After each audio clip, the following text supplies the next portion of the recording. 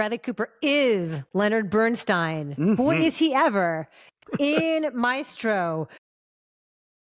I am so happy to get the chance to talk about this with you because I feel so conflicted about this movie and had so many ups and downs with it throughout the course of it that I need to work through it with you, especially to determine how I feel about it. I'm very, very mixed. I don't know how you are. So how long do we have to do this for?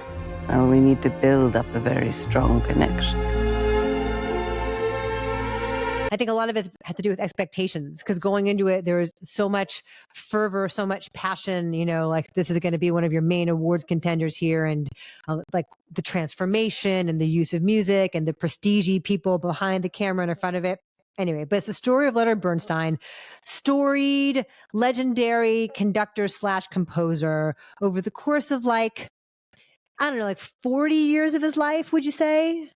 Mid-40s to mid-80s? That sounds fair, yeah. What we're seeing here is in the early days, it's how he met Felicia, who would become his lifelong love, and his wife, played by Carey Mulligan, and how he's on the rise, and he's just this incredible, brilliant, genius musical talent, and not just a musical talent, but like a larger than life persona and a force of nature and a cultural force, even beyond like people who might be involved with the rarefied world of classical music. Like he's an American icon at this point in the mid-century.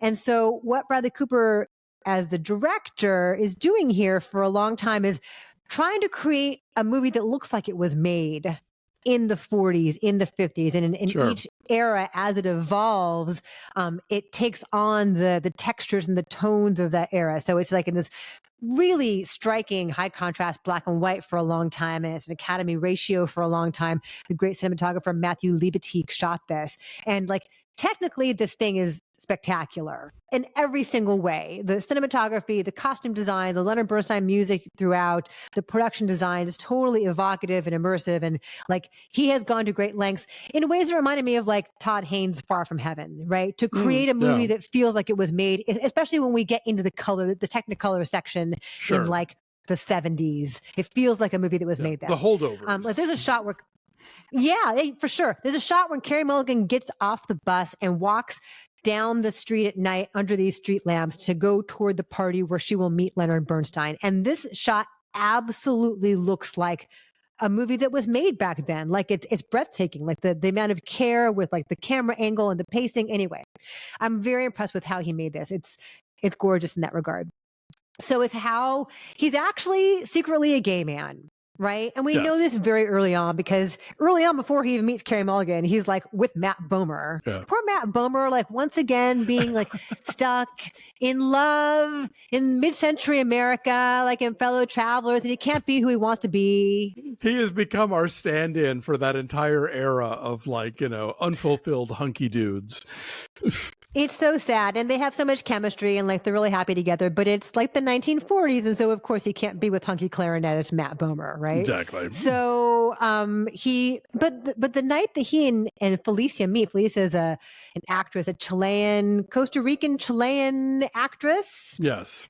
Right? I forget the And the night they meet, the night they meet, they have incredible banter. Like one thing I love that Cooper as director does is he lets Cooper, the actor, and Mulligan, the actress, really act. And so a lot of really long takes where you're just watching them back and forth, banter, banter, banter, banter. And you can see that lively intellectual chemistry they have with each other. And it's a lot of fun. There are some really inspired transitions here from one moment to the next, like really cool cuts where I was like, nicely done.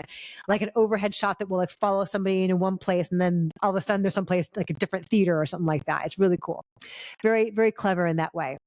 But it's how he is this legendary figure and yet cannot be totally himself in his private life. Like not unlike his A Star Is Born, it is about that inherent tension between artistic greatness and, personal emotional fulfillment, and the notion that they cannot be totally compatible, and that you cannot have equal amounts of both, and that if you are an icon like this, something's got to give in your personal life. And so what that means is that Felicia is literally in his shadow, literally, as in there's a shot where she's standing backstage and you see the shadow of him conducting, and he's like a monster almost. He's larger than life. And she's just literally standing there in his shadow. And so by trotting out this trope and all these biopic tropes, by trying to encompass this giant swath of this very famous person's life, it ends up feeling kind of superficial. It feels kind of episodic, like this happened, then this happened, then this happened, then he conducted this great thing, and he created this great piece of music, and he did this interview with Edward R. Murrow, which is meticulously recreated.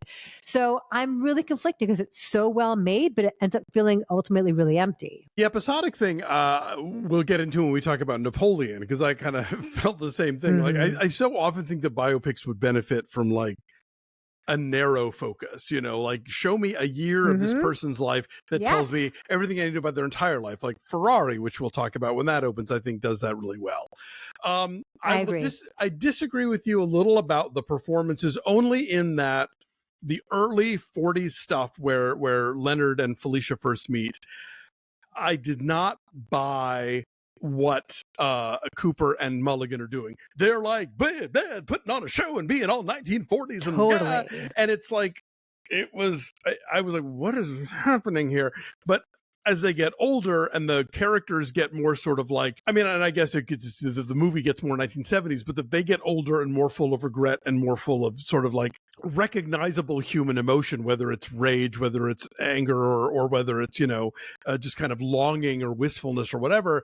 I thought the performances got better as they went along. And so if they were trying to pitch their acting into what they think 1940s film acting is, I would say they maybe need to look at more 1940s movies because they don't quite get that right. I think that as a director, there's so much confidence that Cooper has here. And there are so many just extraordinary sequences, like where you see Bernstein conducting in the same way that, like, it's funny that we're between Annette and Tar and this movie, I think it's really explaining to people what conductors do. There's a thing early on where like there's just like there's like one measure that's like not right, and you see him like breaking it down and working through it and figuring out how to like fix the thing. And then there's this long extended shot late in the film where he is extending and where he is conducting and is just sort of overcome with this kind of sort of delirious joy and focus, and you're just, it is the ultimate people who are good at their jobs movie, watching him do this, and the choir and the orchestra and the this and the audience and all in what would appear to be one extended shot is breathtaking. There's a Q&A recently after a screening, where he said he took 6 years to learn how to conduct to get that 6-minute piece of film right. And you get the sense that this is the apex of his joy, right? He couldn't truly be who he wanted to be all the time in his real life, but here on this stage, in this moment, with this piece of music, with the choir and the orchestra and the audience and this glorious cathedral, like that's truly fully who he is. Yeah. And right? And I think this movie takes gambits that work. Like there's a part where his courtship of Felicia gives way to a dance sequence from On the Town, which could have been really hokey, and I think they pull it off. I think they managed to, like, you get this, what they're saying in terms of how much his relationship with her, while at its heart was genuine and there was real affection there, but was also a performance. And then dovetailing that with this actual piece that he had composed at the moment for this, Broadway musical that would encompass dance as well as, other stuff. I don't know. I think there's a lot that it does right. I agree with you that ultimately it's a little dissatisfying in that biopic way of it being kind of corny and being sort of we're skimming the surface of this deep and rich and complicated life. Whoever decided to do the needle drop of it's the end of the world as we know it should be like never allowed to work in cinema again. It's so clumsy. I audibly groaned and I was like, oh no, right? Because with that, what's interesting too is that the whole thing is an Academy ratio, right? Until the end where like it goes out to widescreen and it's in color, and he's zooming in the Jaguar in his convertible, blaring the Leonard Bernstein part. And maybe he did that in real life. I mean, he had a massive ego. Maybe he thought it was really cool that REM was singing about him. And doesn't mean it works in a movie. But if so, in this, it did not work in a movie. I thought it was super cheesy and really bad.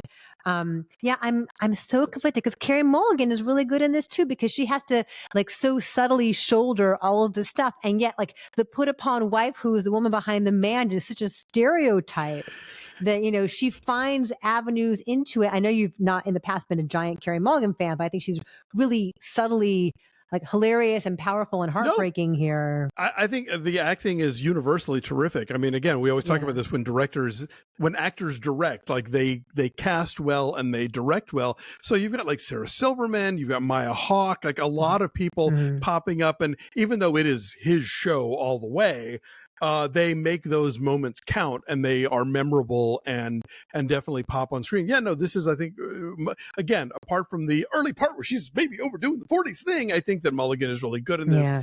And I think the makeup or whatever effects are involved in aging them over the course of the film are extraordinary. Yeah. Like we open with like what's a 60 Minutes interview with Bernstein, like late in life. You are not seeing, you know, Bradley Cooper under putty, like you are seeing an old guy with Bradley Cooper's eyes, and then you flash back to the 40s. You know, that is all very well crafted. Kazuhiro, who won Oscars for transforming Gary Oldman into Winston Churchill and Charlize Theron into Megyn Kelly. Oh, okay. Well, I don't know about. He also did the Norbit. Wow, but he won an Oscar for Bombshell for turning Charlize Theron into Megyn Kelly as well. So I can totally imagine that he will win for this too, because I didn't forget that I was watching Bradley Cooper under makeup, but it was impressive. The transformation over the course of time was always believable and impressive, and the clothes are great. Constant cigarettes, and if you are also smoking constantly, like Leonard Bernstein and everyone around him, perhaps you might enjoy some coffee with that. I don't smoke, so I don't know, but I hear the coffee and cigarettes are great together. So we've got to deal with our friends at Coffee Bros. It is the holiday season, so enjoy their holiday blend, which has notes of cooked berry and cocoa and wine. You just enjoyed some of this recently, did you not, Alonzo? I did, yeah. I love a holiday flavor. Like one of the things that I love about this time of year is I think that I love the flavors, I love the aromas. You know, I think candles and hand soap always smell the best at Christmas time, and this coffee is rich but also has these kind of cocoa, you know, notes to it, and there's a sweetness to it. I really enjoyed it. I'm so glad. Well, we have a deal with them. Our code is breakfast15. Take 15% off your order of all Coffee Brothers coffee. We have enjoyed all the kinds that we have tried.